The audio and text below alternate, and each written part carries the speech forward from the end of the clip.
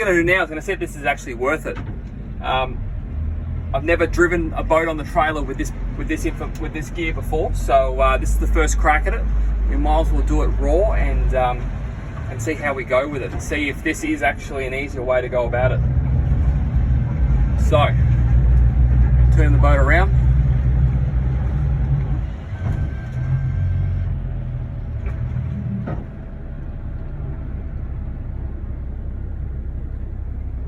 Okay, so we've got a crosswind coming from the right hand side to the left hand side. These Quintrex trailers are actually quite good to drive onto. You do have a lot more sort of feel, like it is easier. It is certainly 100% easier to get your spot in the middle of the trailer, because you can do very small maneuverability while you are actually steering the boat. So normally, sounds a bit weird, but what normally happens when you drive the boat on the trailer is you are using the hand and the wheel a little bit, and sometimes you can get a little bit crossed up and a little bit sort of busy, using a bit too much of everything, where this is actually a lot more of a smaller sort of minute sort of movements.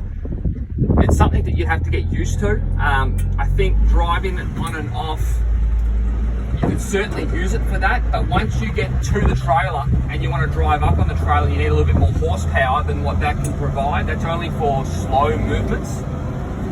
So once you, especially if you've got a crosswind, once you're approaching the actual trailer, I think that'll be a big benefit.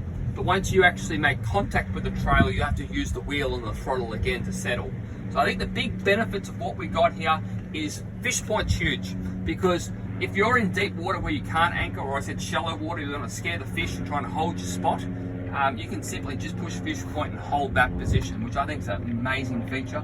The other big thing that you're going to have with that is your slow maneuverability around jetties, marinas, approaching trailers. I think when you get a feel for that, that'll be a big benefit. It certainly has been, as we're saying, in the big boat market. A lot of big boat manufacturers have been using some joystick stuff, and it does make things a lot easier.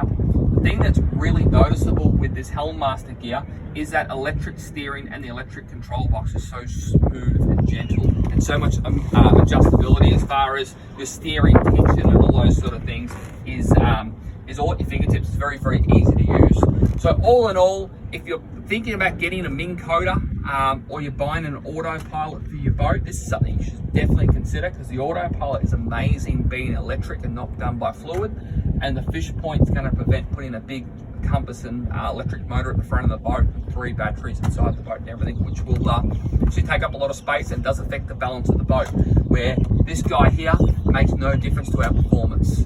So all in all, fantastic product, and I think we'll see a lot more of it as time comes on.